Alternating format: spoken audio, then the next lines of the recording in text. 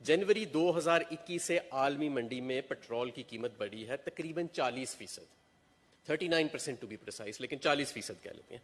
पाकिस्तान में बढ़ी है 16%। इसी तरह हाई स्पीड डीजल की जो कीमत है वो बढ़ी है 36% जनवरी से लेकर अब तक सितंबर में आलमी मंडी में। पाकिस्तान में बढ़ी है सिर्फ 9%। इसी तरह केरोसिन, फर्नेस ऑयल और उनकी भी कीमतें जो है वो आलमी मंडी में कहीं ज्यादा बढ़ी हैं, लेकिन पाकिस्तान के अंदर टैक्स को कम करके उसको कम किया गया।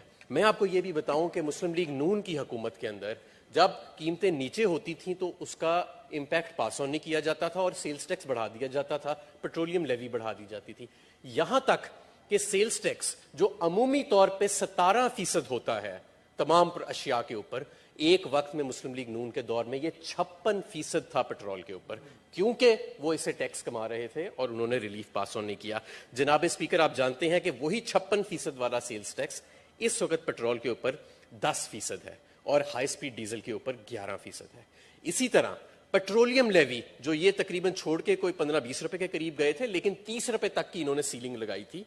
पेट्रोल के ऊपर 5.5 रुपए है और हाई स्पीड डीजल के ऊपर वो भी तकरीबन 5.25 रुपए के करीब है। और इसका नतीजा क्या है जनाब चेयरमैन?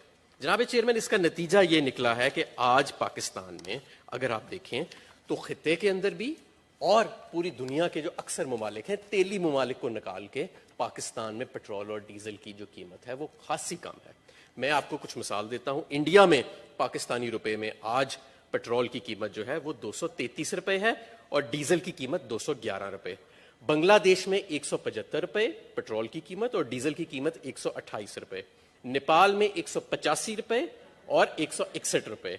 इंडोनेशिया में 133 और 132, तुर्की में 152 और 143, अमेरिका में 157 और 147, यूके में, बरतानिया में 312 रुपए फी लीटर पेट्रोल की कीमत और 316 रुपए फी लीटर डीजल की कीमत। और इन तमाम ममालिक, जिसका इन्हें पता था कि 127 ममालिक से कम है, पाकिस्तान में सबसे कम है। 123 रुपए पेट्रोल की कीमत है फी लीटर और डीजल जो है उसकी कीमत जो है वो 120 रुपए है आज, जिसके अंदर गंदुम, चावल, आटा और दूध और ये तमाम चीजें सारी दुनिया के अंदर महंगी हो गई। और क्योंकि अब सारी दुनिया आपस में लिंक्ड है, हमारा इकोनॉमी का तकरीबन 20% हिस्सा, 25% इंपोर्ट के जरिए से लिंक्ड है, तो ये ट्रांसलेट होता है आपके यहाँ पे महंगाई में भी। इसमें कोई ऐसी प्लेइंग टू द गैलरी की बात नहीं है, इसके अंदर कोई ऐसी बात नहीं है कि कोई हम वो करें, लेकिन ये सारी चीजें डेटा के साथ बाआसानी एक्सप्लेन हो सकती हैं। और जैसे कि मैंने आपको बताया कि पेट्रोल इस वक्त इन्होंने खुद ही बता दिया कि और इनका आई एम श्योर कि डेटा ठीक होएगा कि 127 ममालिक से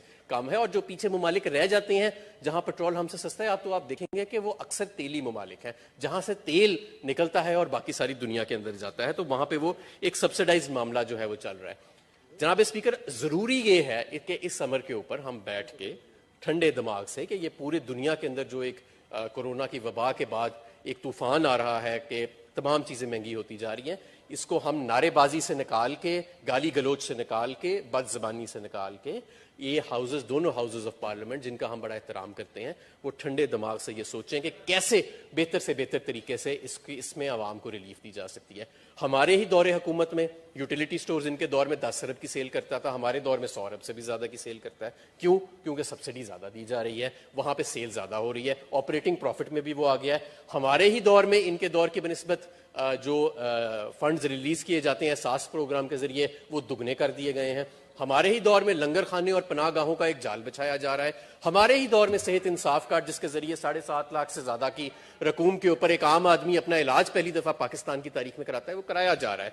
तो मकसद ये है कि ये जो दुनियावी ग्लोबली महंगाई आई है, इससे आम अपने तबके को बचाने के लिए हर मुमकिन कोशिश की जा रही है। और ये जो 460 अरब का अगस्त 2020 से लेकर अब तक का हमने टैक्स छोड़ा है और एक तरह से सब्सिडाइज किया है लोगों को, ये इसी मकसद के लिए किया है कि हम समझते हैं कि जरूरत इस अमर की है कि लोगों को, जो पूरी दुनिया में सख्त महंगाई का तूफान आया हुआ है, उससे बचाया जा सके।